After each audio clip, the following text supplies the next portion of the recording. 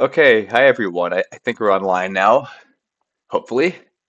Yeah, it says we're live. Okay.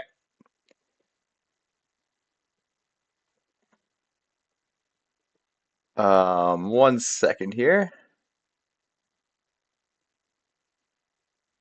Just gonna get it set up on my phone so I can see the chat and everything. Okay. All right, we're good to go, I think. Yeah, so I've had welcome back everyone to the second episode, I guess, of these Terra Mystica Tuesday League turn-based streams. We're in turn-based Division 1, and yeah, again, I'm just gonna go through each game and it's my turn in each game, and I'm just gonna talk about my thoughts about the game, what my plan is, what I want to do that turn, etc. I don't know, the usual stuff. Last time we had all the auctions, we had all the fast auctions. Thank goodness that's all over now. I can finally rest easy. My brain doesn't have to go in spirals, thinking about the auction and the evaluations.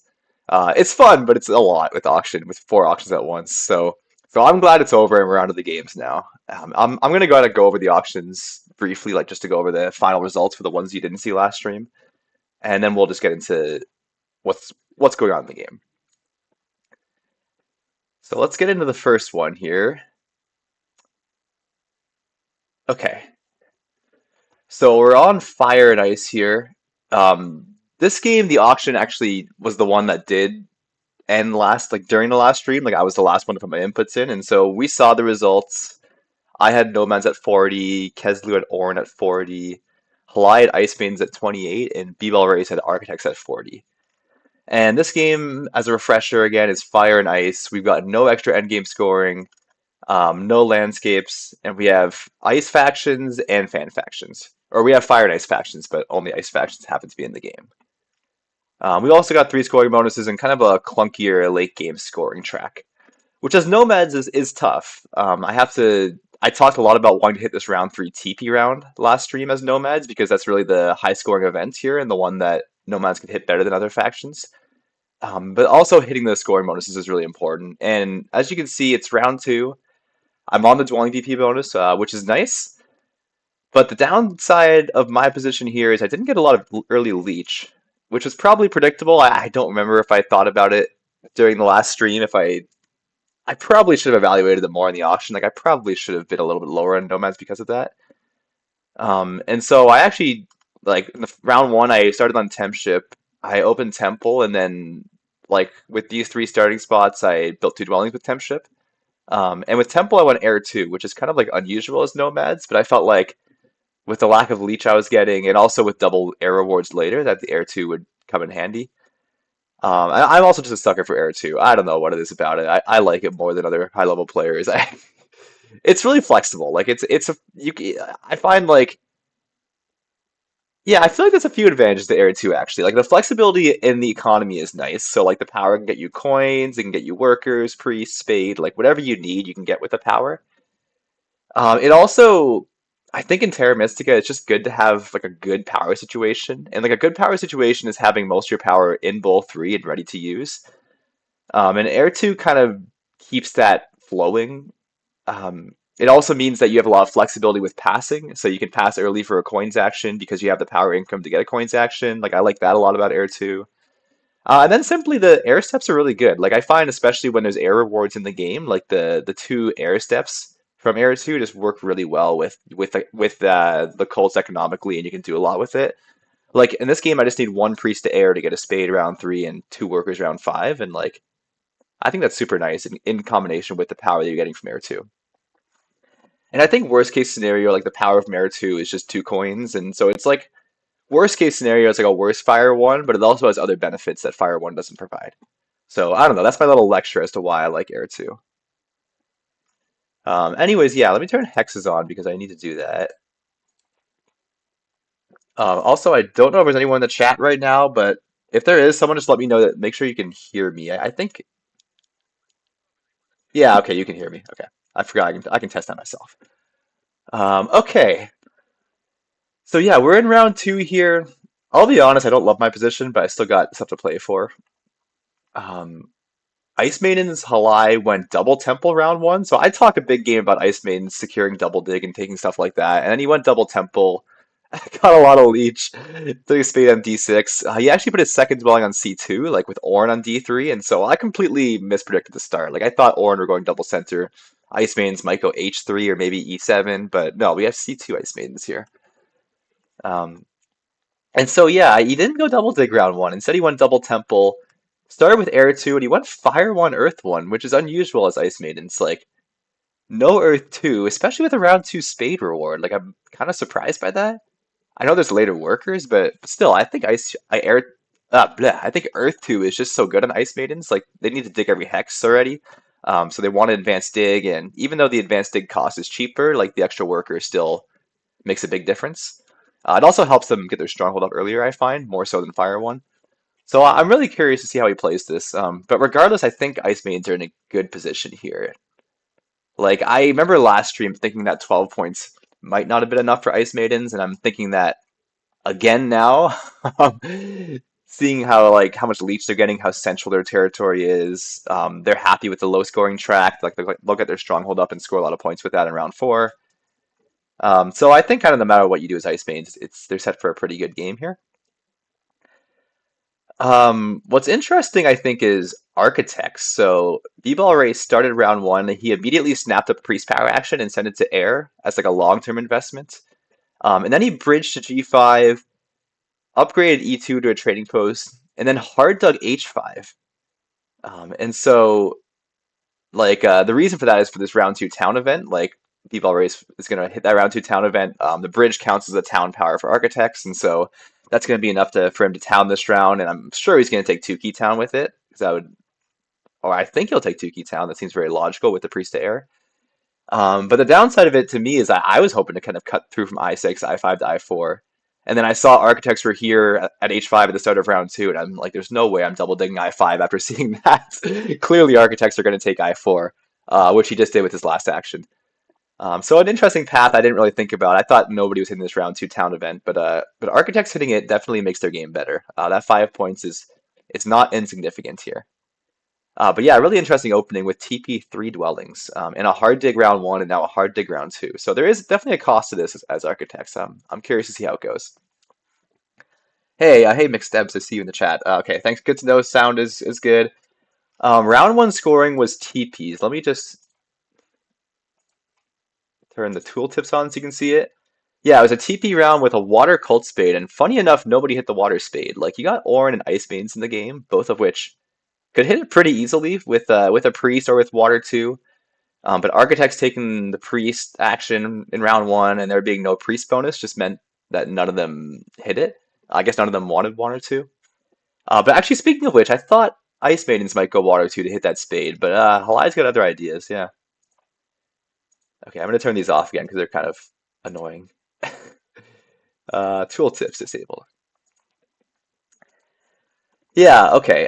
So lastly, I haven't talked about Keslu's game about Orin. So Keslu went Earth one round one, which I was really surprised by. Like I always feel like Orin need the economy. Like they're just not a good enough faction to get by with taking Earth one as their first favor. He also started on the spade, but single dug D7 and then used a spade bonus to dig through D7 and C4. So rather than starting double center, like Orin took D7 round one, which is a hex I wanted, but I didn't get any leech round one, and I didn't want to just single dig D7 on temp ship. I thought that was really awkward. And so I ended up kind of letting him do that, which is okay for me. But I'm getting leech from it, but I just didn't expect it. It's interesting. And Ornn are on temp shift now in round two, so Ornn are going to build A6, G6.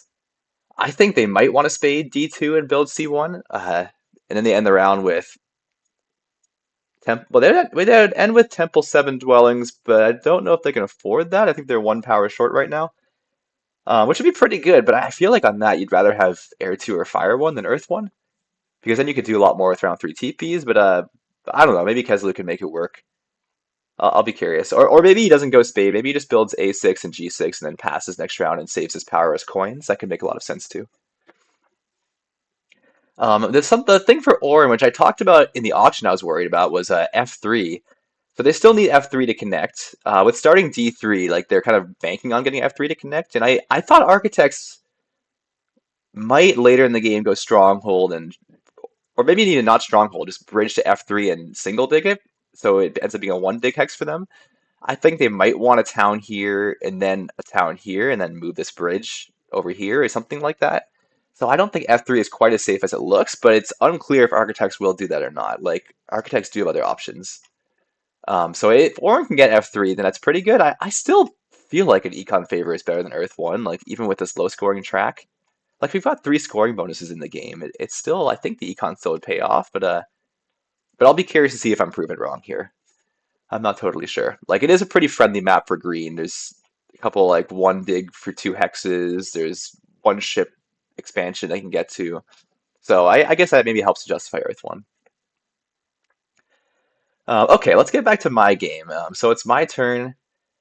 This whole time I've been, as nomads, I've been paranoid about connection. Like I really see, I haven't played nomads much on Fire and Ice, and I really see, like I've heard a lot about, I guess the struggle of it, and I kind of feel that now. Like the connection paths are so awkward.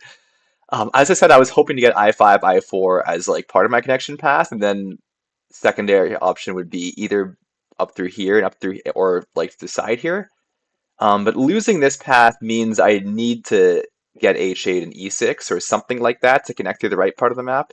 And then I also need either B5 or C3 or B4, A4 or something to get to the north. So basically there were three kind of paths, which at first I needed two of those three paths, like the south, the east, and the north. And then now the south is gone, so I need the east and the north to connect. And as nomads, like I need to connect this game. I think if I don't connect, I'm pretty screwed. I really think I need to be winning network here.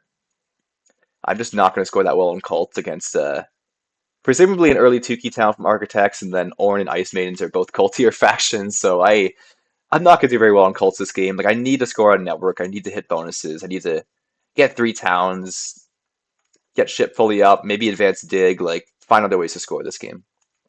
The upside to Nomads is the early one ship expansion. So being on temp ship round one just made like even though I didn't get much leech at all, like I still had a really nice economy because I can just build B6 and I6 with that without having to use any power. And so I used this power this round for a coins action. The upside, I guess, to not getting I5, I4 was that I just I could take coins instead of double dig. And so I'm in like a pretty nice position economically, but there's definitely some downsides as well. And so okay, I got to figure out what I'm doing here. So let me look at the last actions. B-Ball Race, he hard dug IF4. Yeah, he's going for a town there. Halai had a cult or had a spade bonus, which he used on D6 and took that. Okay. And Keslu went priest to earth. These are all the first actions of round two. And yeah, I went coins. And the logical thing, like looking at my resources, the logical thing is to send my priest somewhere. But I feel like I might want to keep that priest for shipping. With ship VP in the game as well, and two ship is also pretty good for me. Like it gets me B2 and G2 if they're hexes that I want. And so it also like yeah, again, two ship is what I need to get B5 here. And I'm a little bit worried about architects. I'll know better once I see B-Ball Race's town. Like if B-Ball Race goes to Key Town here, which I think he will, but not guaranteed. If he goes to Key Town, then I'm a lot less worried about connection. Because they need two ship to get to B5, and they don't have any priest. They don't have any priest production, so they're nowhere near two ship right now. But it's not inconceivable that architects could want a ship town here instead to get shipping going. Ship VP is in the game, so you can always score with it. Like shipping as red is pretty good on this map. But I think it also makes more sense for architects to just take to like if he goes two key and gets a priest power action, he can get a cult dig on G8, and then he can bridge to H9, F6. He's got really good expansion here. And so I kind of think architects might prefer that, but I'm not totally sure. Regardless, I think I want to keep my priest. I don't think I want to spend it to a cult. I think I could regret it. And then like the cults aren't the cult rewards are good, but like I guess ideally I'd get the three spot on fire and get a priest to air next round, and then like can delay shipping until later. That would be super nice. I also could advance ship. Oh no, I can't get the two ship this round. I mean, I could with a priest action, but I'm not doing that. I don't want to spend power for a priest. I need it as coins. Hmm. I mean, I c- hmm. Damn, I was hoping to start with an easy decision in these games. This is not the easiest decision here. What to do? Okay, I'll talk through my options a bit. So with my resources, my plan again is to try to hit round three TPs if I can. So I don't really want to build up this round, I think. I think I'd like to save my resources for that. I am on Dwelling VP, and I kind of like I naturally, of course, want to get dwellings down. It's just always good to get early dwellings in Terra Mystica. I don't care that I don't have Earth 1. I don't need to score the dwellings. Well, I'm scoring them in the bonus, but like it's fine. I'm happy to just keep building dwellings. And so one option then is to hard dig B7. That gets me to A9, and that's two dwellings super easily there. Um, like that's fine. It's just kind of away from again, I feel like I need to focus more on more central hexes, and it's this territory isn't going anywhere, and so there's kind of no rush for that. It is the most efficient expansion wise. Or I could advance ship and then hard dig and build E1 and G2. That's another option to get two more hexes with what I have here. So I could go priest power action, two ship, and then get two dwellings down as well. I could like hard dig B5 and take A4 with that. I could just go to B2 and G2. That's another option, which yeah, I said I didn't want to do that, but it's kind of tempting. That way I'd have an extra priest round three, which I could use for the air spade, the air cult spade, which would be nice. The downside of that is I'm blowing all my coins in shipping and dwellings, and I have like no coins for to do anything with TPs round three. There's also like we're missing the 6 coin bonus this game, so it's a bit lower coin than other games. There's no coin cult rewards to hit. So these coins are valuable. Like at the same time, again, they're ship PP. I just don't know if I'll get it. Well, hmm. I guess I don't know if anyone else wants ship PP. Like maybe as I said, like maybe architects are going shipping. It's not totally clear. I guess taking the priest action kind of dissuades architects from going shipping because they would. But it also dissuades Two Key Town because they need the extra priest for the Earth Cult dig. Huh. But I guess he could have taken that last round if he wanted it. It's so unclear. Gosh, this is why I wish I was on Ice Banes. It's so much simpler.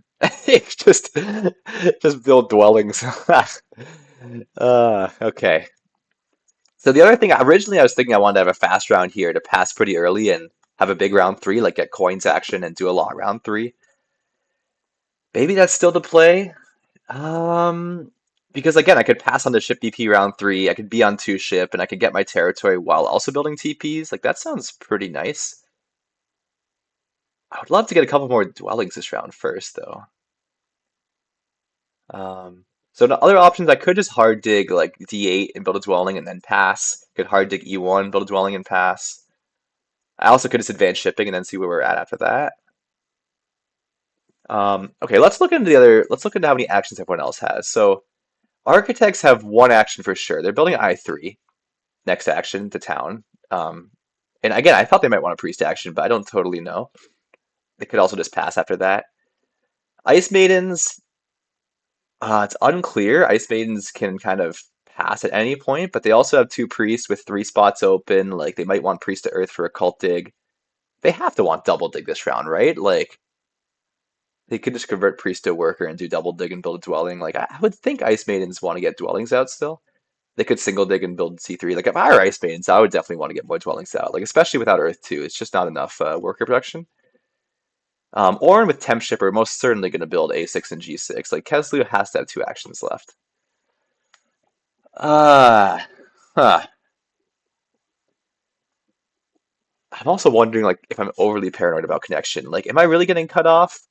I think the East is safe. Like as far as I can tell, I always have H8. Architects are never triple digging that. And then I just need E6 for connection. And like Ice Maidens could go F4, F5, and E6. It's not impossible. But I kind of don't see it happening. Like I feel like they've got other territory to build on. Maybe they would want to, but I don't know. If I get shipping, then I'll have tempo on E6 anyways. Like if I'm at two ship next round, then I'll be close to three ship which I need for E6. Or I take D8 and then I'm there with two ships. So I think that's fine for connection. The north is the thing I'm more concerned about, and so in the north, like I shouldn't be beating Ice Maidens to C3. Like I'm sure Halai is going to beat me to C3, and so then the main thing is B5, and then it's a race with two ship, like me versus architects. And so with that in mind, I feel like advancing ship makes a lot of sense. Just to start to get tempo on that. And again, I think I want shipping as is. I like it's so painful not to send these early priests to cults. Like I really want to because it's always the most efficient economically. Like I think in Terra Mystica in general, like it's usually good to send early priests to cults and do shipping a bit later. Depends. It's depends a bit. That's a bit of a generalization, but I mean shipping is useful for me here. I could advance ship and then decide what I want to do after that. I think maybe that's the play. Advance ship, then I can decide if I want to hard dig and build E1 and then come to G2. I could take a priest action after that to advance ship again, like I said, and build more dwellings. Or I could just pass after advancing shipping. I could just do that as well. Yeah, I think I like that. Okay, I think I'm going to advance ship. Yeah, again, the only consideration with advancing ship is making sure I'm not interested in a priest spot to cult, which again, I am, but I just don't know if I can get away with it here. Um, yeah, again, I think I'd want is a three spot to fire, but like I'm gonna like I might rather just send priest to air next round anyways for a spade and another worker. Okay, I think I'm gonna advance shipping. I don't think I'm gonna do this hard dig on B7. I think that's too far out of the way. I think if I do any dig, it's gonna be E1 to G2, or I go to two ship and dig B5 this round and take A4. I think that's my plan. Let's do it. Let's advance shipping.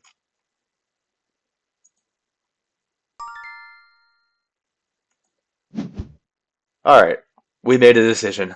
I think the first move on these turn-based streams is always the toughest. It's so easy to get bogged down by stuff. Yeah, I don't know how I feel about my position. Like I said, I'm not a huge fan of it. I do still think Nomads have potential here, like with the three scoring bonuses. I think if I can bounce around from dwelling BP to ship BP, like to the TP tile, I can score a lot of points with that. I'm in terms of my later game plan, like yeah, I'm gonna do some TPs round three for sure, at least a couple. And then round four, I'll do a sanctuary. I think it'd be nice to have a sanctuary town here, maybe D4 E1 G2 or D4 E1 D5. Um, so I think that's pretty natural for a sanctuary. The problem is like another issue with my game here is I want bridges. With Orin taking D7, like I talked a lot about a sanctuary town for nomads in the center here in the first stream, and that's obviously not happening. And so I need to bridge C5 to B6 for a town there. Oh, excuse me. And so that's one bridge that I need. And so I kind of don't want another bridge here. Like needing two bridges is such a pain, especially with architects in the game who are going to want to bridge. Ice Maidens, I think, want to go C3 and bridge to D5. So as there often is on Fire and Ice, there's bridge pressure in this game, and Air 2 does help me with having power for bridges, but it's hard when you want other things in the game too. Like you don't really want to have to prioritize a bridge when it makes you miss a coins action or a scoring favor, like something like that. It can be pretty painful. And so maybe I just take D5 instead, but I don't know if I can beat Ice Maidens to D5, so got some dilemmas. I also, again, I need H8 to cut through here, unless I can get like D8, E5, F4, like maybe that's possible, but seems a bit unlikely to me. Yeah, so especially since I need a bridge from C5 to B6 already, I'm probably not going to bridge from H7 to I6. Like I'm probably just going to ignore this as a town, or maybe do some kind of town here if I go Stronghold and Sandstorm some hexes. Yeah, the town spots are a bit awkward, so I'm gonna have to figure that out a bit as I go. And then another question for me long term, like I know I'm building Sanctuary around 4 or 5. I'm gonna want a scoring favor. I'm gonna want it for a town. The other question is if I'm going to build Stronghold or if I want to plan to advance Dig instead. Like I think with the worker rewards, advancing Dig makes a lot of sense. I tend to think it can be more valuable than Stronghold for nomads, like a later Stronghold. I think I often just prefer to save my resources in advanced Dig. But Stronghold certainly has uses. Like if I'm going to do a Stronghold, I might do it in round 4, and that's 3 free hexes. Like if I want to triple dig or double dig stuff, that can save resources for sure. There's no big building tile in the game, so that makes it a bit sadder. But yeah, we'll see. That's a decision I'll make later in the game. Let's move forward here. I wish I knew how to get rid of these ads. Do I know how to do that? No. Whatever. Yeah, let's get away from this game. Let's move to another game.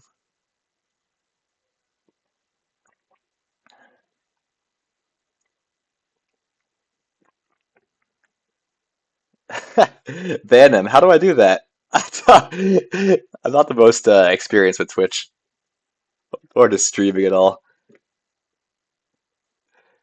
Uh,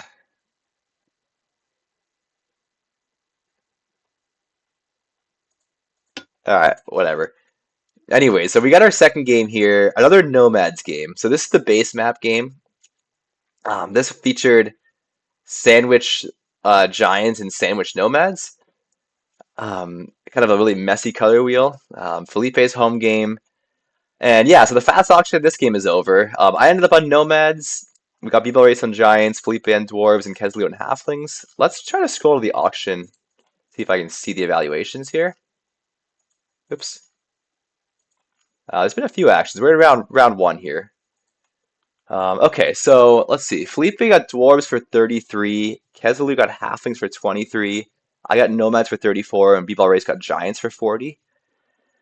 Um, it's yeah, the auction seemed reasonable to me at the time. I think I thought in the like I was worried a bit about dwarves like in the fast auction phase. I thought it was pretty clear that halflings were, if nothing else, like the safest faction to play here. And I thought sandwich nomads were better than sandwich giants. I think they have more flexibility and more options.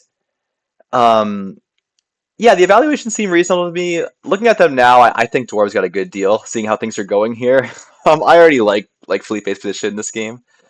Uh, Dwarves are in first seed, and they just get so much lead from being in first seed. Like with Brown in the game, with Giants upgrading the center. I think I underestimated that. And so Dwarves got the single dig F4 with their second action, and I think that means that Dwarves are going to get G2, which is big. Giants, so I think a big swing in this game I mentioned in the auction was where Giants start. And Giants, people already started D4 and D7, and so I thought they might start with D4 and G2, and so an upside to that here is that G2 is open for dwarves or nomads, but with the way I chose to play it, like I kind of let dwarves get G2, which is really good for dwarves. Maybe I shouldn't have done that. I mean, I guess I could hard dig G2 now, but I'm not going to do that. It's not a good move for me. Um, the thing is, we both have so halflings took double dig, um, and then dwarves took single dig on F4, and me and dwarves both have cult digs, so. In theory, we could fight over G2, but dwarves are going to pass before me. They're actually going to pass next action, I think, and dwarves will have double dig next round, and I could fight to make dwarves double dig G2, but I kind of want my spade for myself, so I don't think I'm going to do that. Um, so yeah, I think dwarves with getting G2 here and kind of just having all the other territory open to them is really good. I don't know. Maybe I should take G2, but I don't think it's worth it for me. I think it just puts me behind everyone else. There's definitely an argument that I should have single spaded the first action. I could have done that. It's just that for Nomads, it's not a town for me. Like, it gets me I7. I guess with Stronghold, it could be a town on H4 or I6. But I have to bridge, and I don't know if I want Stronghold in this game. I originally thought Nomads might open Stronghold, but seeing how things are right now, like, I'm definitely planning on doing a Temple opening, probably double Temple even. I have to think about that here. I think it's just better than Stronghold. Um, yeah, we'll see. But I think Dwarves getting G2 and having two nice town spots and all these open grays for these dwelling rounds in the mid game is really good for them.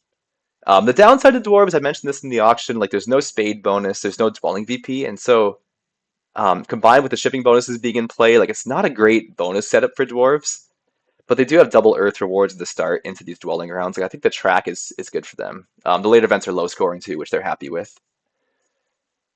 Oh, hey, Derange. Yeah, this looks hideous. This is definitely a hideous one. Double sandwich with Giants in the game. But I think Giants going double center makes it a lot uglier. I think Giants going D7 is actually really friendly to everyone. And I was also really friendly too. So I had a big decision here of where my third dwelling was going, and I placed F3 and then E8. Like I thought I was always placing those two. But the third dwelling I could have put on G4, and so Brown is halflings, Kesley is halflings, and they started on worker power, and that would have created that really odd dynamic where halflings want double dig on G5 and E5, but they're afraid of leaving one of them brown because nomads can just take it from them. I could have done that, but I remember thinking that then halflings might not take double dig, and that might give dwarves double dig, and I was really scared of letting dwarves have double dig here. I thought that would be like really good for dwarves, and the auction didn't account for that, and so I thought that would kind of skew the game in a bad way. And then I also was just worried about losing this territory. Like I think if I don't start G3, not inconceivable that either halflings or giants beat me here. Like halflings could dig up or go D3, B2, something like that.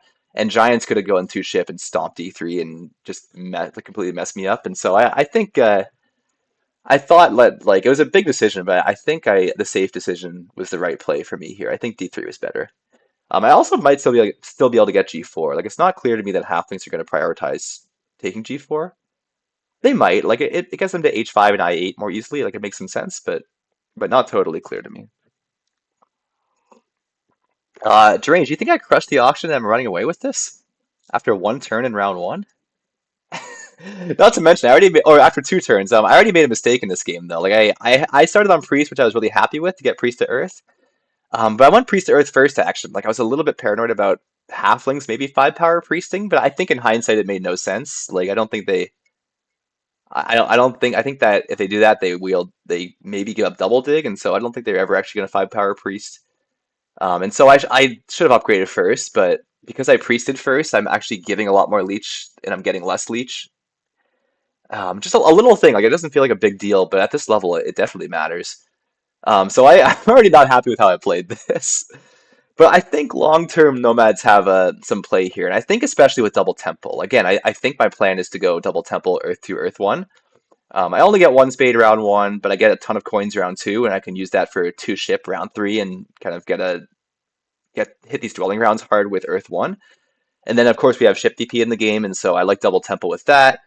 I think the priest production is also really good here with giants in the game. Like there's going to be some open cults, and the cult rewards are a bit sad. So I don't know if halflings are going to want to really invest a lot into cults. Like dwarves still will because they're dwarves. They have nothing else for their priests to do other than to go to cults. But like I think there might be some cult openings in this game that I could take advantage of with double temple.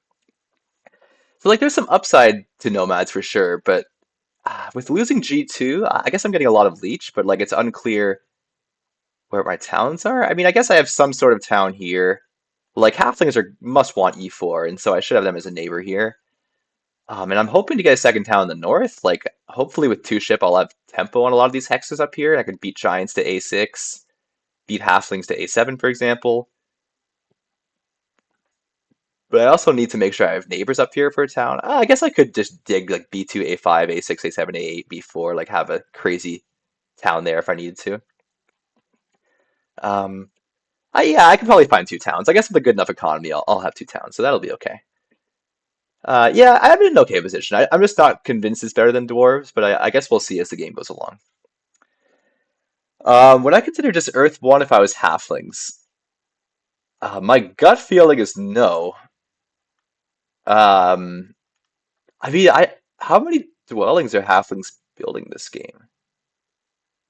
I guess a fair amount. Huh. Yeah, I wouldn't derange. Like I would go econ. Like I would look at these Earth rewards. I'd rather go Earth 2 early on. Like even though you're producing a lot of workers, I think the workers are still good. Um, I don't know, three scoring bonuses.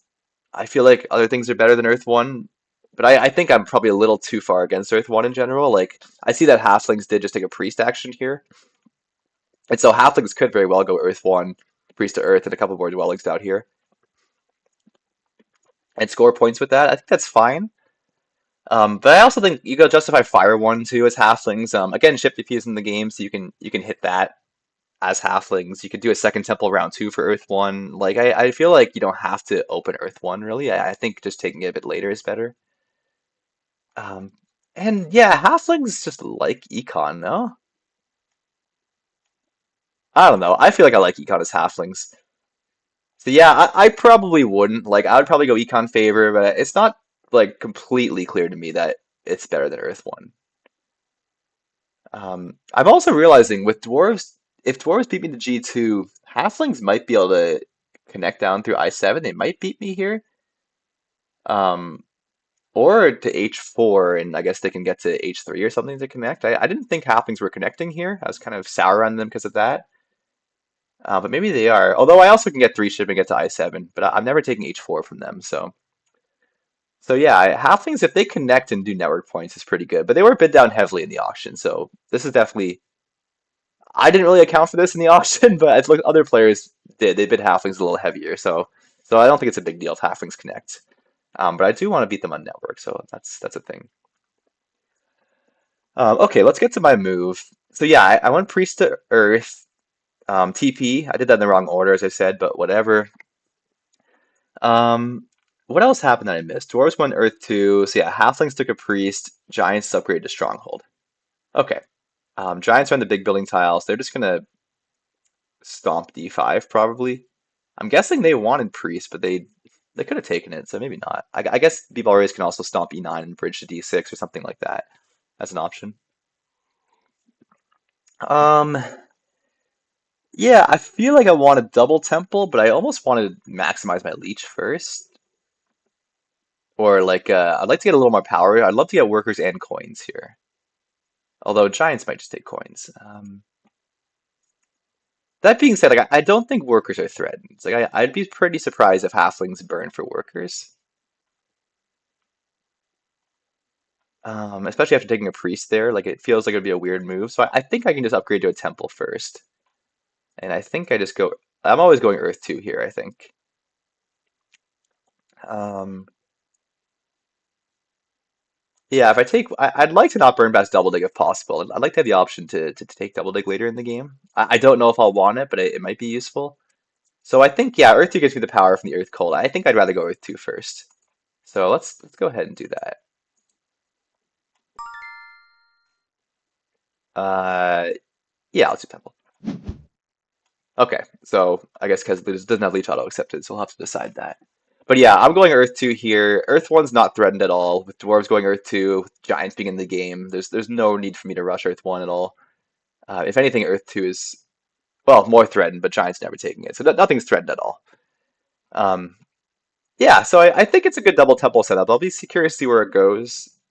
Uh, are Dwarves getting double dig round 2? Like, I think they are, right? The thing is, like, if I'm going double temple, I'm upgrading E8, so I'm giving Dwarves a lot more leech. Um, Halflings are giving them a 3 for 2 here. And they have a power income. Yeah, okay, Dwarves are getting double dig regardless, so it doesn't really affect that. Yeah, I think Dwarves with occult dig and double dig next round to me looks really nice. I'm a little scared of them. And so I think Felipe actually might. I wonder what is he going to cult dig G2 or is he going to cult dig E9 and then double dig G2? Or does he cult dig like G6 and then double dig G2 and G6? I don't know what he does. I don't think it really matters. I think, oh, he can't really leave E9 hanging because Giants could take E9 if Giants don't take it this round. So I guess he goes G2 and G6 with his digs, but he's going to take G2. Again, even if I try to fight for G2, like I'm pretty sure Dwarves would just double dig it. So I think it's a waste for me to cult dig it. I think I'm just going to use my cult dig on E3 here. I should mention this is another part of the decision, like between D3 and G4. I was a bit worried about having nowhere to put this cult spade after round 1 if I was on G4. And kind of seeing that play out here, like if I was on G4 here, the cult dig would maybe I would dig H6 red, which is hurts dwarves but does nothing for me. So like it would have been really weird to do that. So I think it's another kind of feather in the cap for opting for D3 in this position. Yeah. Okay, so that's this game. Again, if I were in these positions, I'd want dwarves right now.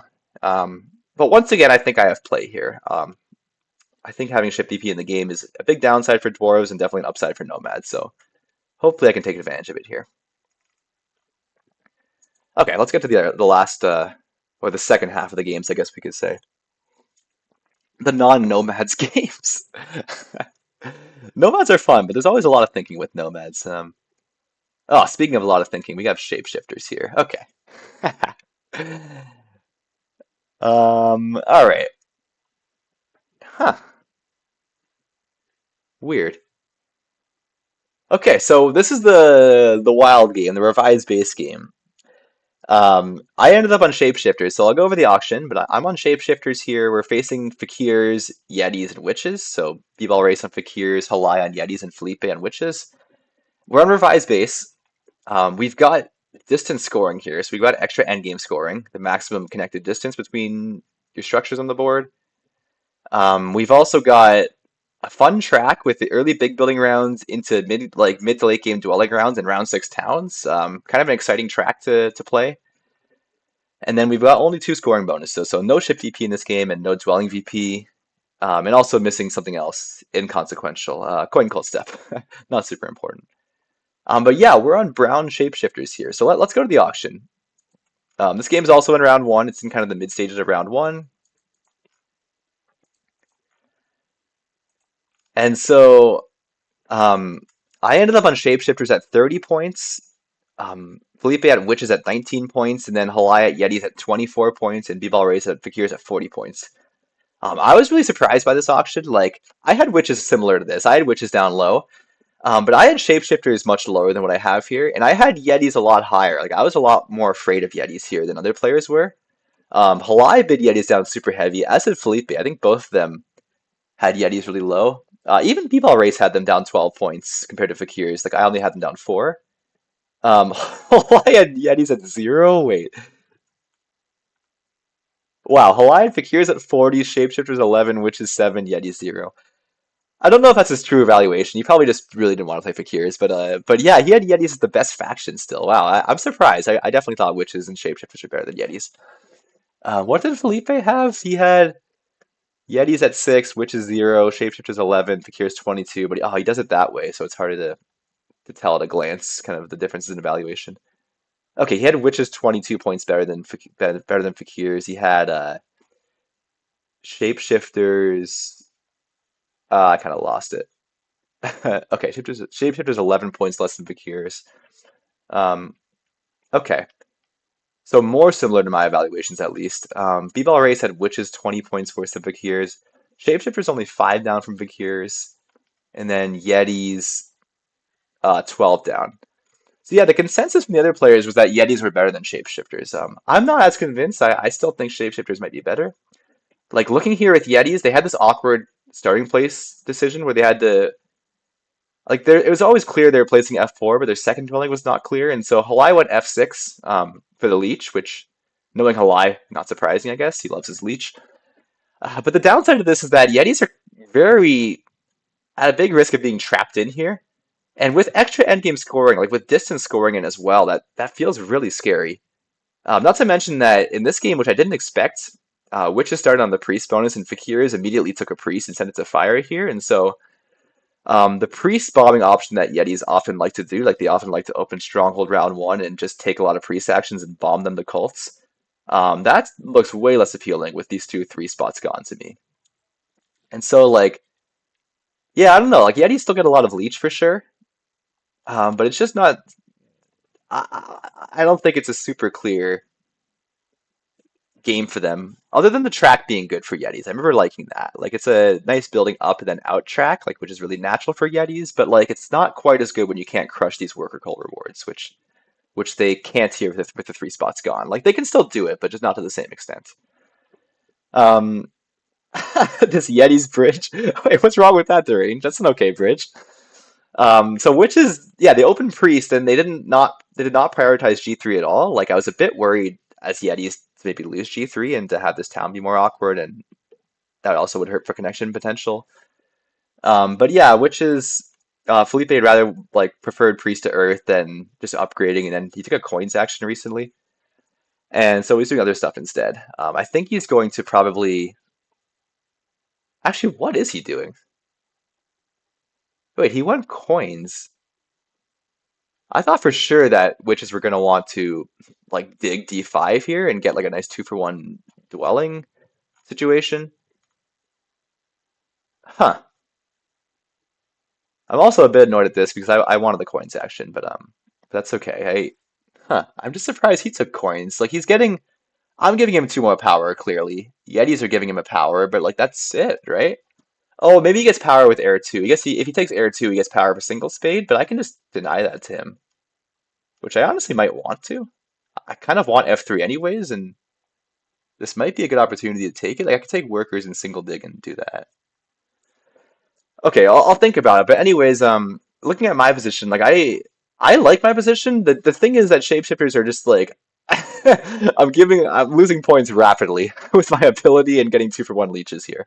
I'm really well positioned territorially and leech wise, but I need to find ways to score a lot of points. That's the big thing. Um, like, and my big debate here, like I'm opening Temple. Like my plan is to open Temple and to do Sanctuary and Stronghold round three. Then we're gonna shift to red and we're gonna take D4, take D6, and go up to the north here. I would love to get H8 too. I'd love to beat Yetis to H8. It doesn't look like a big hex, but for distance scoring, it can really matter. It also just cuts Yetis off and makes their life miserable. And so I really want to beat them to H8, but it's not super clear I can do that. I guess we'll see. But anyways, yeah, I think I have a pretty, as far as shapeshifters go, like I have a pretty clear plan, which is pretty rare for shapeshifters. Like often you get buried in the mud with trying to, you have so many options with your stronghold and shifting, and it's hard to decide. But I think to me, it's pretty clear that we do something like that. Like I already used my spade on G5. I'm gonna build down through to H7. I do want to take F3 while I'm brown and then shift the red. So then D4 will be a nice sanctuary town in the center. I'm not beating Yetis to G2. Like I'm sure they're taking G2 on me. But I have this really nice town in the center, and then I can make a vortex town here in the east if I get H8, or if not, I take one of these other hexes. I find a third town in the north and maybe a fourth town. With round six towns, that looks really appealing if I can find a fourth town. But I also really want to play for distance, so I also want to get down here and get up to A2, A1, like something like that. So I'm going to have to figure that out later if I want to go for the fourth town, which pays off really nicely with the town event, or distance scoring, which is really important too. Um, but the big question to me right now is Earth 1 or Fire 1? Like I'm really struggling to decide which I want. I'm definitely opening Temple. I'm opening Temple. I'm doing a dwelling on H7, and I might single dig F3 and do a dwelling there if I have the option. I'm just really unclear on whether Fire 1 or Earth 1 is better. Um, yeah, I'll get to your comment in a sec, the range. I got my brain on this now. Um, the so yeah, the decision is first of all with Fire 1. The first thing I see is there's double fire rewards. So the step on fire, it doesn't seem like much, but it's a worker, and with a priest of fire, it becomes another worker and 4 power, and like that is really valuable in itself. And then the second thing is like there's a lot I want to do this game, like with round six towns and with distance scoring. If Fire One lets me hit 4 towns in round six and win distance or do really well on distance, then that I think immediately justifies it over Earth One. Assuming I can't do both with Earth One. That's the thing is like I have such a good early economy here. I'm so central. I'm getting so much leech. I'm shapeshifters, like shifting to red. I have so many hexes available. I can shift to black to get even more hexes. Like I have, feels like the world's my oyster in this game. But like, the question is scoring, right? Like, how badly do I need Earth One for scoring here? And if I don't take Earth One now, can I get it later? Will I like I could wait to Earth One for round three with the Sanctuary. I probably can get it in round three, but the issue with that is then do I get Water One, right? Like if I open Earth One here, then I do Sanctuary for Water One round three, and that's really clean to get both the scoring favors that quickly. Like usually I'm not a fan of rushing them, but like shapeshifters can kind of get away with it. Like they have such a good inherent economy, kind of like mini alchemists, like that the scoring favors are really valuable. And then here there's only 2 scoring bonuses in. Like there's no dwelling VP and no ship VP, like both of which are really nice for or would be really nice for me in this game. And so the lack of scoring bonuses like draws me to Earth One, but other things draw me to Fire One. I kind of actually think I almost wonder if losing this coins action to witches pushes me more to Fire One as well. Because I was thinking I was going to get a coins action here, and then I was thinking that Earth One wasn't so important with that coins, or that Fire One wasn't so important with this early coins action. And I'm wondering if losing this coins action makes me want Fire One more. I do kind of have to decide right now. I guess I don't. Yeah, because I'm either doing a temple, I'm doing a dwelling on H7, or like maybe I would take a power. I think if I took a spade, actually, I'd want workers as well. So I think I'd want to. I think I'd want to upgrade first to get leech or to get my 2 foot ability, like to try to have as much power in both three as possible, so I can not burn power. As shapeshifters, like burning power is not the end of the world, but with your stronghold, you're almost always like burning your power tokens to shift colors, and so I'd rather keep my power situation healthy. So I think my next action here is to build a temple, and I'm just deciding between Fire One or Earth One. I think I'm gonna go Fire One. I think I'm gonna risk it, and I think I'm gonna say that with Fire One, I can play for a fourth town here. I can play for distance scoring and try to hit both of those really comfortably. I can always do an air one round four. Like, I don't know, if I have like a massive economy and I just like do a lot round four, I can just maybe do air one if I miss out on water one instead and just kind of get points that way. I feel like I can get by, and I think the coins are useful enough. I think this cult reward really helps. Like if there was an Earth Spade or Earth coins that the Earth one was helping me to do some stuff in, like maybe that would help justify it as well. But I think the fire rewards justify Fire One as well here. And like, let's be real, Fire One looks really fun. Like if I'm playing for four towns, like I think that's always so much fun in Terra Mystica. I don't do it that often, and but like the points from Earth One, man. If I go Fire One, okay. What if I go Fire One and then I take Earth One round three? I try to fight for Water One round four, which I might be able to get, and then I go like Fire Two in the late game to form all these towns.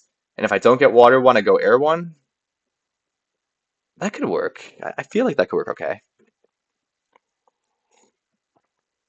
I do think like there. So we are missing coin cult step in this game, and there's no coin reward. So there's also no dwelling BP. So there's some coin shortage in this game. It's not such a big deal as shapeshifters. Like with my ability, I'm getting basically a lot of extra coins. But like if I take Fire One, that ability maybe lets me get more priests and other stuff instead, which is also really useful here. Like I could get better cult position, hit these fire rewards even harder. So I kind of want Fire One. I also recognize that I don't have to decide right now because I'm going to upgrade and then everyone else has to decide on the leech because I'm shapeshifters. So even if they auto accept, like it's not going to matter. Okay, so I think I'm always upgrading here. So I'll just do that. Yeah, I'm not burning power, as I said. This H7 dwelling is no rush for. Um, I did build G5 before deciding this because I wasn't sure and I wanted more leech from Yetis, but I also wanted to build before Yetis could upgrade to Stronghold because I didn't want to give Yetis as much leech. And I was fine, even if I went Earth 1, I was fine with missing 2 points for that. But yeah, let's do a temple. And everyone else can I can figure this out once everyone else is deciding their leech decisions here. Okay, let's get to what the range is saying here. Do you think cults would be balanced if they had to pay one VP like shapeshifters? Seems like an effortless fix. I think that's a really good point, right? Like that makes a lot of sense. I think they would be. I never thought of that. Like it you think we would have thought of that with shapeshifters being that way already? Yeah, I mean, think about it. If shapeshifters didn't have to pay one victory point for their ability, like that would be super overpowered if they're just getting free bull, free power all the time throughout the game. And with giving up one VP, I think they are pretty balanced. Like they're a pretty average strength faction. But yeah, I think Cultists should give up. I think it's a really good point that if Cultists gave up one VP, they'd be pretty balanced. Like I don't think then it's still worth it for them to do that for a cult step.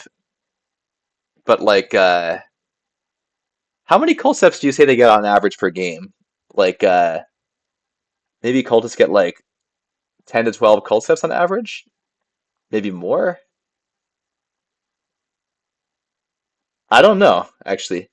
But yeah, if cultists are basically losing 10 points every game, I think that makes them way more balanced. And that makes a lot of sense. It also means they wouldn't take like late game cult steps as much too. They'd have to really think about late game cult steps, which would be kind of good. The range of 20, yeah, okay. Darklings with NGs in the game, with gray and green in the game, that makes sense. They get a lot of cult steps naturally. 12 to 15 on average. Yeah, that probably makes sense. I think shapeshifters on average lose like 12 to 15 points for VP with their ability. Oh, they lose whatever that for that many points. So that probably makes sense with cultists too. Yeah, I like that a lot. I feel like you should post that on the Discord and see what people think about it. Like, I think that just makes a lot of sense. Okay, so before we move on from this game, yeah, like I like my position. I am pretty behind in points. Like I started at 30 and I'm just dropping like a rock here. I'm gonna go down to 25 after I get this leech here. I'm gonna get two more 2-for-1s. I'm gonna be down at 23 points. Oh, that makes not taking Earth one feel so scary. But I don't know if that actually changes the math at all. Like I don't know, but if I could hit 4 towns round 6, or if I do one early town and 3 towns round 6, like with Fire one, I definitely have to play for these bonuses. I have to try to do well in bonuses, but I think it's pretty clear that I'm winning network here. Like I don't I think I should be able to beat witches in network this game. Like I know witches it's gonna be a good network game for witches, but I don't think at the same level as shapeshifters. Like if I go fire one, I might be able to get all my structures out. So yeah, I think I should win network here. Distance, like in the auction, I was really high with Fakir's winning distance, and I still think that could happen. I think Fakir's could win distance, but I think if I get H8 and if I get like A2 and then maybe late I go to A1, I12, something like that, I can maybe get max distance here. If nothing else, I think I can get second on distance scoring, and I think I can sneak in some cult points too. Like I think with Fire one, I can fight Fakirs at Fire. I think Fakirs are going to be hard pressed to send a lot of Priest to Fire, and we certainly know that Fakirs are not going to town anytime soon. Like looking at the situation, I think it's pretty unlikely at least. And so I think I can do decently on cults. I think Fire one really helps me with that, and so I think I'm going to go Fire one here. I think I've talked myself into it, and I think it just looks too fun to not go Fire one. If there is one more scoring bonus in the game, it'd be a really easy decision. Like it'd be Fire one, no question. It makes it a little more nerve-wracking when there's only two scoring bonuses. But I think Fire, to me, I think Fire 1 is the right choice. It'll be interesting to reflect on back at the end of the game, or even in the mid-game, to see if I regret whatever decision I make here. One more thing, so I talked about bonuses, and I think the dream for me, and I think the dream for everyone this game, is to be on the big building tile in round three. Like, it's a really weird thing where I think everybody wants a short round two to jump on the big building tile round three. Like nobody's gonna hit TPs super hard in this round. Maybe factions go temple, like maybe Yetis would do a temple instead, maybe Fakirs would do a second temple. That could make a lot of sense. Um, but I think like for me, that also makes me tempted to like I like the idea of going Fire one if I can get workers in single spade and get dwellings in H7 and F3, like we open with temple four dwellings, and then we don't do much round two and just hop onto the big building tile round three. Like if it's sitting there, which I think it might because Yetis might have a long round here. If I could do that and score 8 points with the big building tile round three, I think that looks really good. Like I feel like that's something I'm really going to play for here. And then I have a long round three. I go Stronghold Sanctuary. I go Priest to Fire to get those workers. I shift to red and I do a couple dwellings, and I plan to do a lot more dwellings round four, and then like try to find a way to get water one somewhere here as well, and then do TPs and dwellings round five, and then hit all my towns round six. Like that seems like a really good game plan, and I think that's all facilitated by big building tile round three if I can get that. But even if I can't, like I think that could be fine too. Um, it's not the end of the world, but I think the 8 points from that would be super nice. Yeah, Sanctuary Stronghold in round three, it is a dream for a lot of factions, I think. Like a big economic faction like Shapeshifters, like with a good economic stronghold, love that. I love it as Alchemist. I think it's always really fun as Alchemist to do that too. Yetis definitely love that. Like Yetis might open Stronghold here, but they also could open Air 2 and plan to do both round three. Like and I think it's a really fun track for that. Like you have a lot of interesting options, like with your big buildings and then with the big building tile in the game. Having the event on round three and round one, like it makes it gives you a lot of flexibility with how you do things. Like I could have maybe even opened Stronghold here. I just didn't think it was worth it. Yeah, Nomads as well. That also makes a lot of sense. You just, I guess, as long as you get enough coins as Nomads, you maybe you open Fire one, and then you do Sanctuary Water one and Stronghold, or Sanctuary Earth one Stronghold. Like that. That seems really nice too. Witches as well. I also like it as witches. I've done it with Orin before as well, and it worked pretty well. I think it was on Fjords. Like it's not ideal for Orin to have to do their Sanctuary, but it still can work. It's a 9 point Sanctuary, and it helps you town. Like it can work well there too. Um, what other factions like that? I did it really well with round four halflings once, but that's a different story. I've done it with fakirs in round four too. That's the other thing. I wonder if is there any way B-Ball Race could do that round three? Like, does he plan to try to get Stronghold Sanctuary round three with a big building tile? I think that's too much, but I did talk a lot about Fakir's Stronghold in the auction, like thinking they might want Stronghold this game to secure their connection. I didn't mention, but they started F7, so kind of really interesting E5 F7 start for Fakirs. It means they really want G4, which I could just like take from them and kind of kill their dreams instantly, but I don't think it's worth it for me to take it. I think I'd rather try to get H8 instead for distance. So it's kind of, but yeah, them being on F7 like makes it interesting. Like it feels like they want Stronghold early. like or an early town, but again, I think the early town is awkward. Although I guess if Yetis are on G6, they'll have G7 and E11, D8 as a town. Still feels awkward to me with round six talons and stuff, but the stronghold's so expensive, so it's a weird trade-off. But yeah, again, definitely Witches round three, Stronghold Sanctuary is good for them too. So I think even if figures don't do their Stronghold round three, they're happy to do Sanctuary on the big building tile as well. So everyone wants it. I think it's a popular tile this game. Yeah, I think this is the game I'm the most excited for. Like, there's just a lot of options as shapeshifters. Again, I don't know. I'll have to see if I scored enough points this game. Like, I do think other factions are going to do a lot as well, but I think I have a massive ceiling here, which will be really fun to try to hit. I think that's it with this game. Anything else to talk about? Yeah, we mentioned this Yeti's bridge. Like, I feel like Halai is he has to want double dig and dig G2, G3. Like, if he's bridging to G3, he's clearly digging there. So I think that's his plan for round one. It's just not like a super strong plan for Yetis. And then everyone's kind of upgraded in the center, except for Yetis who upgraded in the east. Like, I think um, I don't know if everyone just wanted to avoid giving Yetis max leech because Yetis used leech so well, or if like Kalai just wanted this building here and everyone else wanted to upgrade in the center. But I think Yetis aren't getting quite as much leech as you might have hoped because of that. They're also in fourth seat, so always a bit of a downside. Oh, I didn't talk about, so very quickly, Yeti started on the big building tile, which gave me Spade. So I think that's pretty good for me. I think other bonuses were good too, but I wasn't sure how Yetis were going to start. Like I remember in the auction talking about maybe temp ship to secure like territory, which was kind of ugly, but it was an option. I think if I were Yetis, I would have started on Spade. Like I think that's what I was thinking. But big building makes a lot of sense too.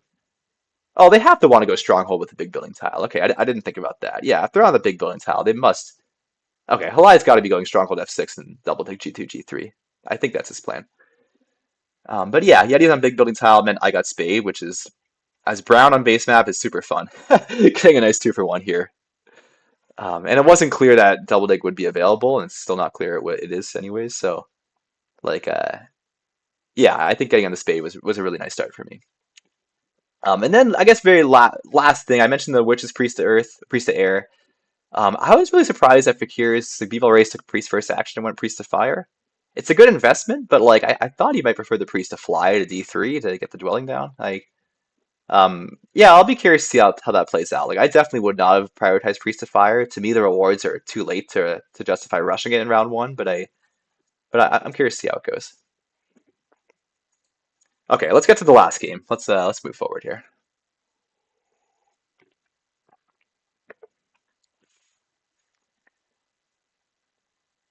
Oh, what the hell? Sorry. What? Why? Why? Why would you do such a thing? Okay, well, that's not too promising. Really? Well, um, did not expect that. Really? That's such an aggressive move, man. He didn't even dig it. Oh no, I guess he would dig it red then. Okay, well that's a bummer. Um, Run Lakes. Yeah, I'm Chaos Magicians and my gray just got dug to green because Hawaii double dug. Man, I didn't think he would do that. That's such an aggressive move. Ouch. That hurts. Um, okay. So okay, let's just go over the game state first. This makes me like need to prioritize double dig round two. I'll deal with that when I get there. Um, yeah, so we're Chaos Magicians, we're on lakes. I thought I got a very good deal in the auction this game. Like we had cultists. Oh, let's scroll down the auction. Um, this might be the most aggressive move I've seen in one of these games. Ah, it definitely is. A round one dig on someone's hex. Ouch. Yeah, it's still a triple dig for him. Like he's never taking that. It's just that was just a pure like he had nothing else to do with the double dig but wanted a double spade. Yeah, wow. Anyways, let's look at the auction. So this game we had actually sorry, before I look at the auction, let's look at the setup. I'm a little this caught me off guard, I'll say that. I'm a little scattered here. Okay, so we're on lakes. We have extra end game scoring. This time we have edge scoring in the game. Um, and we have base factions with landscapes in. So we got myself on Chaos Magicians, we've got Felipe on Darklings, Keslu and Orin, and Halai on Cultists. We have a pretty friendly color wheel. Like we've got Cultists and Darklings neighboring, but Chaos and Orin are with no color neighbors here. Um, yeah, so now let's go to the auction. Or okay, very quickly, let's go to the track. Like it's got a pretty good cult rewards in the track. Not super high scoring. Like this Temple and the big building is kind of a low scoring event, but we're ending with round 6 TPs. And we've also got 3 scoring bonuses in here. We're missing the big building tile. Now let's go to the auction. Let's scroll down again. Okay, so yeah, I ended up with Chaos at 40 with no color neighbor, which I thought was crazy. I thought it was a really good deal until this stupid dig from Hawaii. Now, now I don't know if it's such a good deal. Anyways, we've got Chaos at 40, we've got Cultist at 30, Orin at 40, and Darklings at 23. So one of the big reasons for Darklings being low here was because, I mean, first of all, they're Darklings on lakes. They're also starting with a spade. Like, not that a spade's incredible for Darklings, but like no one else had an amazing starting bonus, and Darklings had like a pretty clear, obvious start.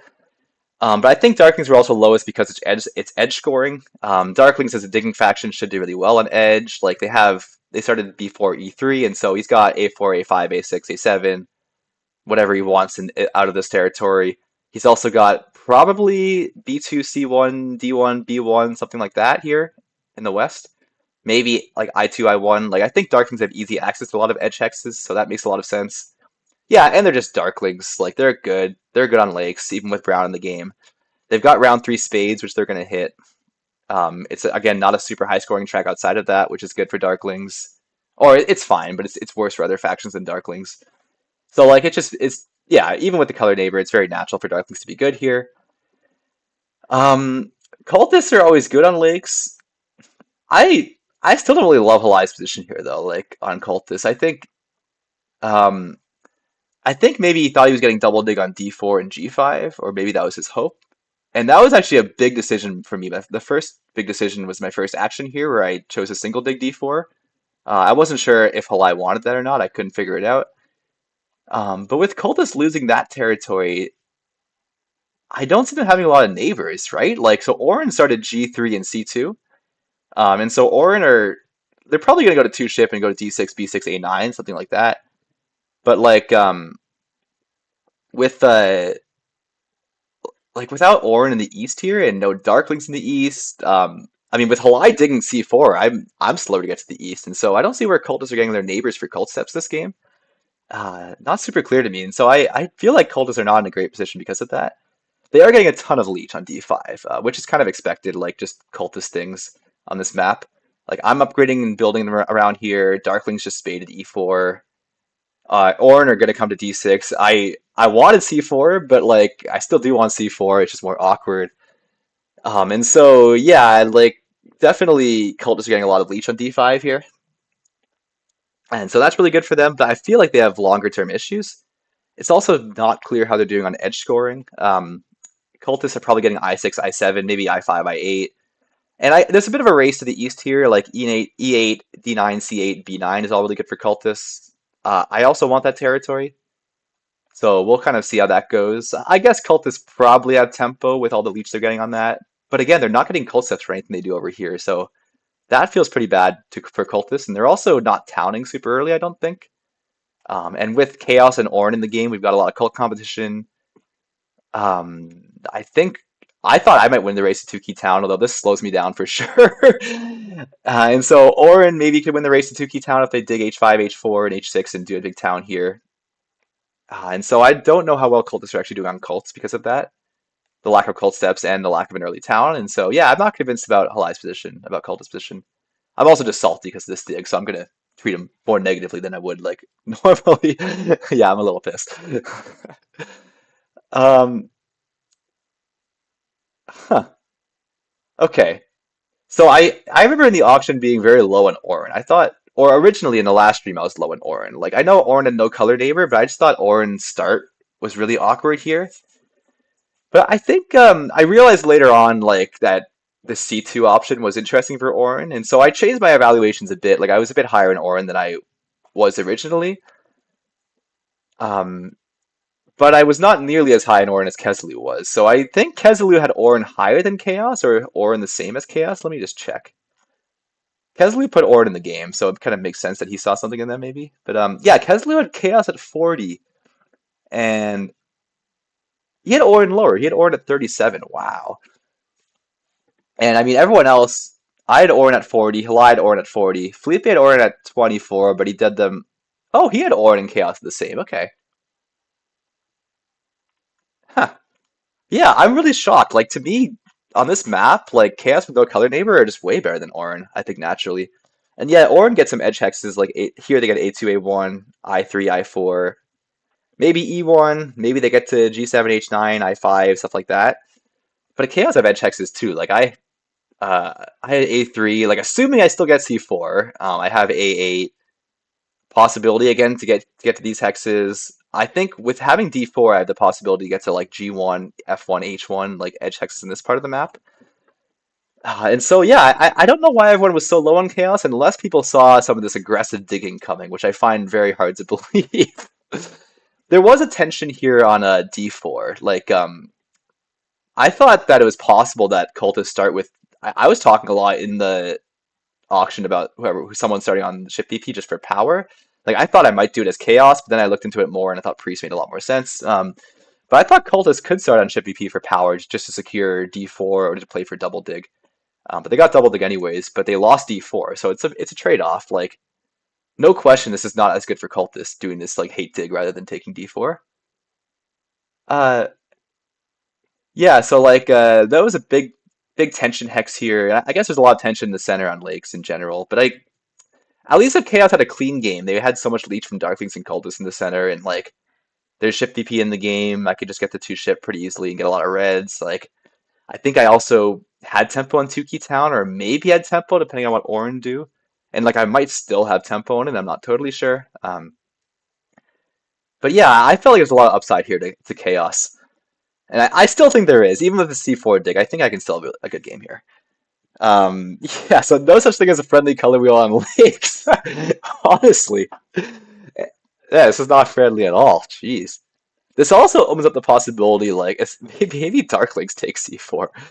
Not this round. Darklings took E4 before all this crap happened. So yeah, Darklings are not taking C4. I also don't think Felipe is going to take C4. It does nothing for Darklings other than cut me off. Felipe is not a super aggressive player. Like I have to think Darklings would rather just take edge hexes and take easy dig hexes. So I think this hex will be open.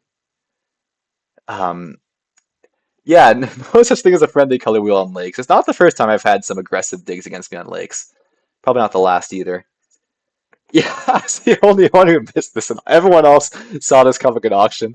Imagine. That would be like playing against AI, right? Like if I played against like three amazing, like let's say AI and Terra Mystica was really good, and like all the AI saw this coming, and so like chaos. It looked like I had an amazing deal in auction against AI, but it turns out that they all just saw that C4 was getting dug away from me.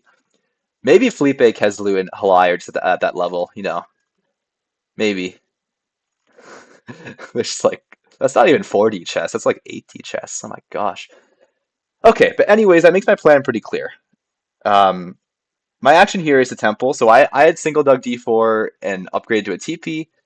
As I said, this decision to dig D4 was agonizing. Like I was really trying to figure out if I could just play for double dig and get D4 and C4 with a double dig. But I think it's pretty clear seeing this that Halai would have taken D4 if he had the opportunity. I wasn't sure if he was going to. And so because he started coin Kulsep and then Orin started on coins and took a priest first action to go shipping. So Halai didn't have leech to single dig D4, and so I think he upgraded maybe in hopes to get D4 with his next action. Um, but yeah, I would have loved to have wheeled single dig and been able to double dig D4 and C4, but I thought it was too unrealistic. So single dug D4, I guess I paid the price for it now. And my next action is definitely to do a temple. So my initial plan here was to with the single dig was to single dig D4, upgrade a temple, and then I think I was gonna go priest to earth. I think I wanted to like there was a lot of decisions here with this priest if I wanted to send the priest to water and go water 2 for an extra priest like next round. If I wanted to go priest to air and air 2 and get a cult dig, which maybe I could use for C4 to dig it next round. or just Priest to Earth for all the coins. And I think I was leaning towards the coins, but with this happening, I think I want to make sure I can pass first next round for double dig so I can take C4. Although I will have to, so I could do that. Like I could Temple to D4, go Earth 2, Air 2, and take Shift VP, and I would guarantee to have the power. I think I'm also getting, I mean, I'm definitely getting Leech in some form from Darklings. Like, Darklings, again, they started Spade, they took a Worker's action, and they dug E4, and so Felipe almost certainly to me is going to do a Temple. And whether he goes C3 or D4, he gives me Leech. I think he's going D4 because I think he wants a Sanctuary here, or he's going E3 or E4 to upgrade next to D4. Kind of what I predicted when I upgraded D4. I think he wants a Sanctuary Town here. And so I think I'm getting good Leech from him, and we'll kind of hopefully see after I do my Temple, like when it's my next turn, how much Leech I'm getting there. The problem is Hohlai could pass before me, but he's not taking Double Dig, and he also has a Cult Step to use. He went Earth too, so he doesn't have any Cult Step there or anything. Yeah, we'll see. I think I'm pretty sure my action here is Temple, and I'm definitely going Air 2. I need the power income pretty clearly. Um, and then I think I need Earth 2. I think I need the worker income. Like Coin seems super nice too, but I think I was always planning on Earth 2, Air 2 at the Temple. And yeah, I think that's my plan. I think that's a reason why I was Water 2 looks tempting, like Priest of Water and Water 2. But there's tempo issues with that here, especially with seeing this. Although I don't know if anyone else actually has Double Dig next round. Like Darklings don't want it. Cultists definitely don't have it. I don't think, unless Darklings upgrade E4, but I think Darklings upgrade E3. I don't see why Darklings would give Cultist leads for no reason here. I'm giving them a 2 for 1, but that's kind of it. Maybe Orin give Cultist Leech, but I don't know. If Cultist all their cult steps, so if they pass for double dig, so be it. I kind of doubt it. Regardless, yeah, I think I need the power to make sure I'm getting double dig. Like it is a bit of an extra cost. I was gonna just take single dig or maybe cult dig it, like I said. Um, I think I need the power to make sure I get that. I just again, I'm a sucker for air 2. I like that early power. And fire 1's obviously great, but I'm gonna take it next round. I'll find a way I think to get a second temple next round is my plan on this TP event. I also could go Sanctuary, but I think I want the priest production. Like looking at these late game cult rewards, like it's just so good. And so I think I sacrifice 1 point by doing the second temple. Like I get 3 points for this round rather than 4 points for this round. But I like trade that off with extra priest production. And so I think that's totally worth it. So I think that's my plan then. I think I just save this priest, or at the very least I do my temple first and then I see if I wanted to put this priest somewhere. Um, If I wanted to go Priest of Water, I'd probably need to do it now, but I think Darklings are building a dwelling anyways, and I don't think I want Priest of Water with Water 2. I think I want other favors. And yeah, so in that case, I think I'm just keeping this priest and doing a temple. So let's just do that.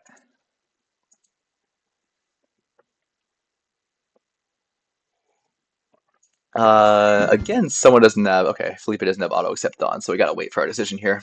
But yeah, I'm going Earth 2, Air 2 here. I need the worker income too badly, and I need in my opinion, I need the power. Oh, Felipe is ready. Okay. Let's do it. I guess so. I can calculate leech a bit. I'm getting, again, I think 2 for ones, but I still want the power from Air 2. Best case scenario, then I don't need to take Shift PP. I can take the TP tile and get another worker, which lets me do. Maybe I don't get that second temple next round, huh? Yeah. We'll see. That is a lot that I need for it. Maybe if I'm on Dwelling BP, I guess I have the coins for it then. But needing double dig is so. We have priest though. We have priest for power. Okay, we'll see. We'll figure it out. But it's always yeah. I'm always going through Air 2 here. And I don't think I should be overproducing power. I think I'm good. Yeah, it's kind of crazy though. Like imagine Orin get D6 and C4. I guess it's not a great hex for Orin. Like what do Orin really do with C4 here? Like do they do a bridge town to E5 and F5? I don't know. But I need C4. I can't lose C4. Like it's the town, but the expansion is so important. The A8 to E5, and so I just have to bite the bullet and double dig it. Like it's the way things played out. We actually saw like this reminds me of one of my Hidden Cup games. It was the game I finished fourth in, like the turn-based game. But Deep Finesse did this to Zevok. Like It was conspirators with no color neighbors versus sandwich ice maidens, I think. But Deepness was time travelers, like on one side of the sandwich, and he had double dig but no use for the second spade, and so he dug one of conspirators' single dig hexes to a double dig. And conspirators still crushed that game, like they still won with that. So it's definitely not the end of the world, but it does hurt. Like it's basically costing me 2 power next round, right? Which is not insignificant. Like if nothing else, that's 2 coins, and I want to get shipping up round three. Like I do want those coins, so it definitely hurts this dig from Halai. I'm a little surprised. Like wouldn't Halai be better off digging H6 to black? And then it's a single dig hex for him, but it's a neighbor. I think that's really important. Like it neighbors Orin, and it makes like it's cult steps for cultists having neighbors, having another upgrade spot. Like I really am concerned with cultist neighbors in the east here. I feel like they should be wanting neighbors, and so as much as I'm just salty because of this dig, and I didn't expect it and don't like it for myself, but I also am not convinced it's what's best for cultists here. Like they're basically spending 6 power for one hex themselves. Um, and so I think digging this black, I know they have to dig it again, but I think it would make a lot of sense for them for the neighbor. Um, and is it really worth it for them to spend 6 power for one hex and to hurt someone else? Maybe, but are cultists really in that good of a position relative to Darklings that they can do that? Relative to Orin even? Like, I know I wasn't super high in Orin this game, but like, I don't know. I wouldn't have done it, that's for sure. Like, it's the kind of move I would have made when I was like starting out in Terra Mystica, I think. But I wouldn't now. Although Halai is obviously not just starting out. Maybe just trying to get into my head. I don't know. But I won't. Like, I'll rage a bit about it now, but I'll be fine. I'll cool off from it. Got to keep a level head here. I'm not going to play against him because of it. I'm just going to double dig C4 and play for the win here myself. Just kind of play my best game. Use this as a motivating factor. You know, I kind of just want to crush everyone now in this game. I still think I might have a good deal. I think even with the C4 loss, I think Chaos at 40 to me here seems really strong. Especially if I can get Tukey Town in good cult position. Like, if I can still do that and get 2 ship and get my territory and get edge hexes, like I'm set. I don't need Tukey Town though. Like I kind of expected to not get it here, and maybe I just win one cult and just kind of settle for seconds and thirds on the rest. That's fine. I think I can fight for network still. I'm prepared for the tilt. How would, you know what, let's do a little thought exercise. Like if I was tilted here, what would I do to mess up with Cultist? Mess Cultist game. Hmm. I could stronghold in Chaos Portal like somewhere to the east. I don't know. Pure tilt mode. We're in a territory where we're saying I can at least get the extra worker on the TP tile. I guess that's not a great place to be in, huh? I think normally it's not, but I think for Chaos Magicians it's okay. I think starting slow as Chaos is fine. Like I'm getting a lot of Leech in the center. Starting on the Priest is generally good. Like I would have rather started on like Spade or something. It doesn't exist here, of course. Oh no, there is a Spade, but like I mean getting extra Priest in the game is always nice. And again, no color neighbor. Like I feel like people underestimate Chaos on lakes in general, and I think with no color neighbor, it's really good. Um, so I don't know.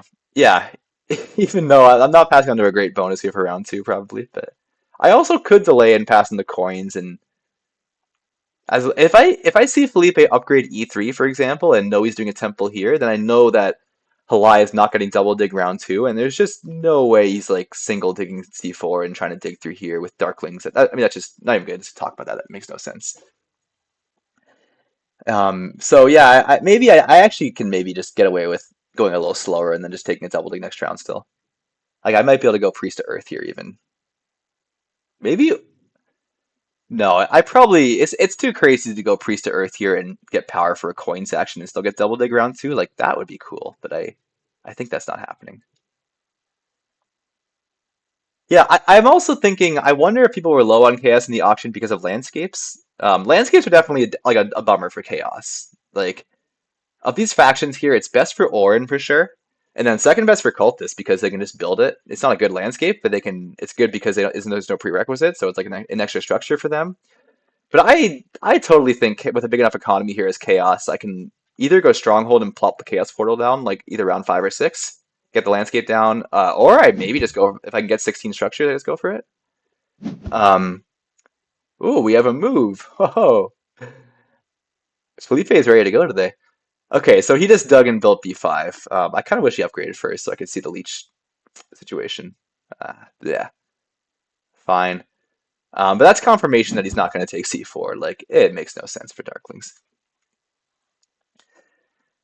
Um, yeah, I think with a big enough economy, the landscape prerequisite is not a big deal. Like, maybe I'm not, I don't know, maybe I'm being crazy. Maybe I'm not getting 16 structures here, like everything but Stronghold. That would be kind of cool. Or I could just get 15 like with Stronghold and Landscape, and then I have Stronghold, Sanctuary, Temple, and everything else down on the board, and keep two temples on my board. And that's also 16 structures. So like I think I can still. I don't think the landscape is that limiting, is what I'm trying to say. I might be able to play for three towns. Like I think my dream here is to get a center sanctuary town, even with the stupid dig here to get a center sanctuary town here, to get a town from like C8, D9, E8, F9, and then also a town from D2, E1, F1, G1. And then get A3, A8, get like a ton of edge scoring that way as well. That's probably a bit like far-fetched, especially with being slowed down now. That's probably not going to happen. Like I think there's a good chance that Orin beat me to E1, for example, and Chaos or Cultists still have probably a pretty good chance to beat me to the east here. So yeah, I don't think that's going to happen. But I feel like Chaos with no color neighbor I can get by. Like I think it's okay. But yeah, we'll see. I do like starting at 40 points. I like Ship DP being in the game. I like these late cult rewards. I definitely can use these round 5 fireworkers really well. Um, if I get Priest to Earth, the round 3 coins are super nice. I do want Earth 1, and I think I should be able to get Earth 1 in this game, so that's another step in Earth for coins. Like, getting some extra coins here. Like, I'm probably 4 or 6 coins on this event. Like, I think that all adds up for Chaos, and I'm getting a ton of Leech in the center. Like, with the exception of this dig, I think everything else is looking pretty good for me in this game. Minus big building tile being absent. I think that's the one sad thing. Like I would love for the big building tile to be in here, but not the end of the world. Okay, so I think this game might have officially become the most interesting game for me. I was talking about the Shapeshifters game being the one that was really. Oh, that's still a fun one too. But I think these two now. I really want to win this one now. I really want to prove this. To prove that I can still win with this aggressive dig here. So I gotta play really accurately here. The Nomads games, whatever. Just to obviously try to win them, but not the same level as these two games. Oh man, I wanted to ask. I was super curious if Halai was going to take D4 if I didn't. Like maybe someone in the chat can tell me who's played Halai more. Like I actually haven't played Halai a lot. All I know is that he loves Leech, but I don't know if he's the type of player that was going to prioritize this D4 hex, or if he would just rather let people build around him here. Um, so yeah, I couldn't decide last action if I should take it or not because I didn't know if he was going to want it. So I'm curious if anyone in the chat who's there has an opinion on whether Halai would have taken D4 with his next action if I didn't take it. But yeah, I think I made the right move in taking it. Like I think despite this dig on C4, I think taking D4 is a good move. I'm getting a lot of leech here from Darklings going to E4, which I thought they might. It just gives me a lot more like flexibility. Like I have the option to single spade or like to have one dig on D3 to get to D2. I can go to 3 ship and get D2 and go down through here. I can go to 2 ship and cut off Ornn at F3 potentially. Like it puts pressure on Ornn's connection.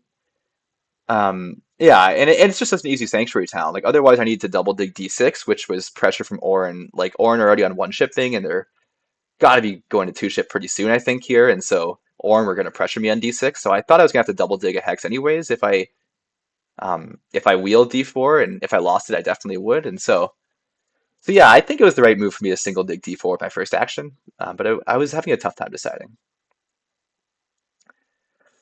Okay, no input in the chat on whether Halai would take it or not. All right, fine. I'll have to ask him after the game.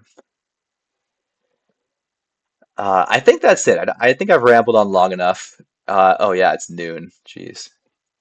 I could just talk for ages about these games. There's so much to talk about. It's great. It's a lot of fun. I just gotta. I can't put too much time in these games. I got other things to do, but I also really want to win them. So yeah, we'll see where they all go. I'll try to get another one of these streams in a week or so. Try to keep it like a weekly thing. Probably won't be an exact date or time, but I'll check in, and we'll probably be a round or two ahead by then, and so we'll see where things are at. Otherwise, I got nothing else here. Thanks everyone who watched and who commented today, and see you all next time.